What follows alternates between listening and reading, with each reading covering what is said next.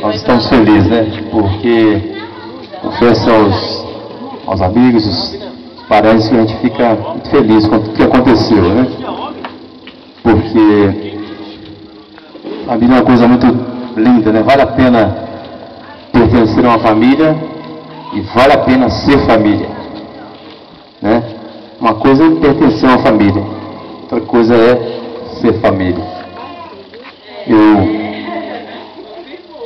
Eu gosto muito de um comercial antigo, falava: não basta ser pai, é preciso participar. Vocês estão vendo aquele gelol, né? Propaganda antiga, né? Acho que também não basta ser família, é preciso participar. É preciso envolver como família, né? Porque senão vamos ficar só ligados por causa de um laço biológico. E isso não basta. Família é muito mais do que um laço biológico. Família, né? É união. Nós já brincamos, rimos, nós choramos. Eu disse ontem, né? Chorar não é coisa para fraco, não. Chorar é para quem é ser humano. Deus não criou máquinas, Deus criou seres humanos. Então a pessoa que chora demonstra que ele é humano. E se nós crescemos com essa ideia de que o homem não chora, né? Fomos tatuados com essa ideia do machismo, né? Que veio de outras gerações. Isso é pura balela, né? O homem chora e chora muito. Chorar não é coisa para fraco, não. Coisa para fortes. Eu queria deixar só um pequeno versículo aqui da Palavra de Deus. Eu não prometo não tomar o tempo dos queridos, porque eu sei que tem gente para viajar, né?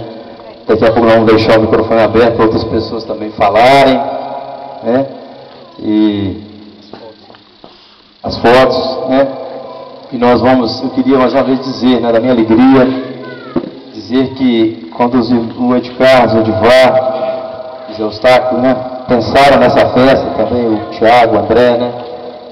E depois eu também compartilhei com a ideia deles. Eu creio que essa ideia nasceu no coração deles, mas eu creio que nasceu no coração de Deus, porque a Bíblia diz que é bem-aventurado aqueles que promovem a paz. Bem-aventurado, ou seja, é alegre, é feliz aquelas pessoas que promovem a paz. E essa festa tem esse propósito, né, de promovermos a paz, a união, de nós nos alegrarmos com parentes que não víamos há tanto tempo, e que nós podemos perceber nesses 2 dias e pouco, né, quanto é gostoso podemos termos uma família. Quantos queriam estar no nosso lugar e não estão? Certamente, gente, Terezinha disse uma coisa muito interessante. Foram colhidas 53 assinaturas, se não me engano. Talvez as 53 pessoas não estarão, né, tia Terezinha, lá em Limeira. Ou quem sabe outras pessoas diferentes também estarão conosco lá. A verdade é que alguns que estão lá, talvez eu ou alguns que estão, não estarão lá. Pode acontecer. Mas o mais importante, né? Os que forem, quando esses vídeos circularem no Orkut, na internet, estava falando com o primo, né? Muitas pessoas que não foram vão ver. Puxa, foi legal, eu perdi. E de fato perderam mesmo, né? Porque foi muito gostoso. Eu quero deixar apenas um versículo na palavra de Deus que diz assim: ainda há semente no teu celeiro, nem a videira, nem a figueira, nem a romeira, nem a oliveira tem dado seus frutos, mas desde esse dia vos abençoarei. Bem, esse texto, né, tremendo. Podemos tirar várias lições. Ainda há semente no teu celeiro. Nós estamos aqui diante de um sítio, né, na zona rural. Nada melhor do que falar de coisas, né, tão pertinentes. Aqui o profeta Ageu está perguntando: ainda há semente no teu celeiro? Se nós formos pegarmos o contexto dessa palavra, por que Ageu está falando isso? Porque naquela época, né, eles estavam construindo um templo para adorar a Deus. Chegou um momento que as pessoas que estavam construindo o templo pararam, não mais obedeceram a ordem de Deus, ficaram desobedientes, ficaram completamente, né, longe do propósito do qual eles foram designados. Eu queria fazer a aplicação dessa mensagem para a nossa família. E a pergunta que eu faço para os nossos parentes aqui: ainda há semente no teu celeiro? A semente que aqui o texto está falando falando da palavra de Deus, está falando de amizade, está falando de amor. E o celeiro, que o texto se refere, está falando do nosso coração, que é o celeiro. Então a pergunta que Deus está fazendo para mim, porque o primeiro ouvido que está próximo à boca é o meu, né? E que está falando para cada um de nós: ainda há semente no teu celeiro? Ainda há amor no teu coração? Ainda há no seu coração consideração pelo parente, pelo seu irmão? Ainda há semente no teu celeiro? A semente, amor, essa é a alegria que nós estamos fazendo aqui, né? Será que essa semente que há no teu celeiro, se tem semente no teu celeiro, você tem conseguido passar para as outras pessoas ou não? Então a pergunta é bastante pertinente. Ainda há semente no teu celeiro? Ainda há amor? A família para você ainda é importante? Ou ela é uma instituição falida, como muitos dizem? A família para você acabou, não existe? Nós estamos vivendo uma época tão difícil, né? É tão feio de ver os filhos chamarem os pais pelos nomes.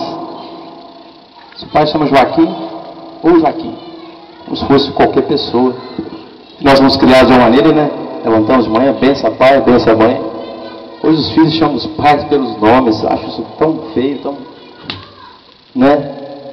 Posso estar parecendo até careta dizendo essas coisas. Posso estar parecendo até ultrapassado. Nós somos criados diferentes. E é tão gostoso que a gente ouve da nossa mãe: Deus te abençoe, meu filho. Do nosso pai: Deus te abençoe. Então a pergunta que o profeta Ageu está fazendo é essa: ainda há semente no teu celeiro? Que tipo de semente você tem plantado na sua família, na minha família? O que eu tenho feito para que a minha família fique unida?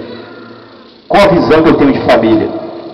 Eu disse no início, para não parecer deselegante, há outras pessoas que poderiam estar conosco aqui e não quiseram estar, outras por motivos justos, outras até ironizaram quando nós falamos em fazer esse tipo de evento. Seria deselegante ficar lembrando deles, né?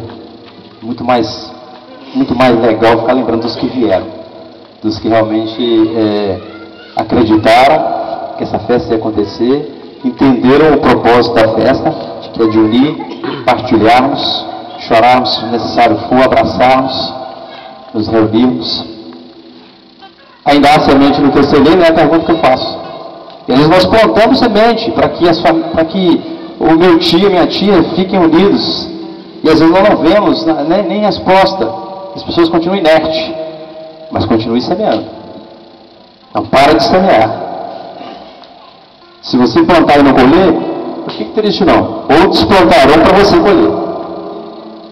Outros plantarão para você colher. Então ainda há semente no teu celeiro? É o que o profeta Ageu está fazendo. O povo havia desobedecido a Deus, havia virado as costas para o propósito que foi designado. E muitas das vezes também nossas famílias, nós viramos as costas para a nossa família, nos momentos mais difíceis, nós viramos as costas. Nós estamos aqui celebrando a vida. Eu disse, a primeira coisa que eu falei aqui na sexta-feira: as famílias geralmente se reúnem quando tem um velório, né? Morreu alguém, vamos lá. Nem acho que seja errado. O importante é a família marcar presença. Mas mais importante é celebrarmos a vida. Quando a morte vier, sim, você pode ir lá prestar sua homenagem àquele que está partindo. Mas você vai prestar de consciência tranquilo. Agora, se você nunca deu um abraço àquele parente, nunca demonstrou um gesto de amor, fica tão cômodo, tão vazio, o que eu vou fazer lá? Então, a pergunta que eu deixo, para não alongar, para os queridos parentes: ainda há semente no teu celeiro? Interessante que o escritor diz assim: nem a videira, nem a figueira, nem a romeira, nem a oliveira tem dado seus frutos. Às vezes nós semeamos e não colhemos frutos, como eu acabei de dizer agora. Não colhemos na hora, mas lá na frente vamos colher. Eu gosto muito de falar, eu ia dar até um relato pessoal da minha convivência com meus avós, Marieta e tio vovô Raimundo. Eu fui uma das pessoas privilegiadas, porque convivi muito com eles, morei com eles há algum tempo. Digo isso não por glória própria, não por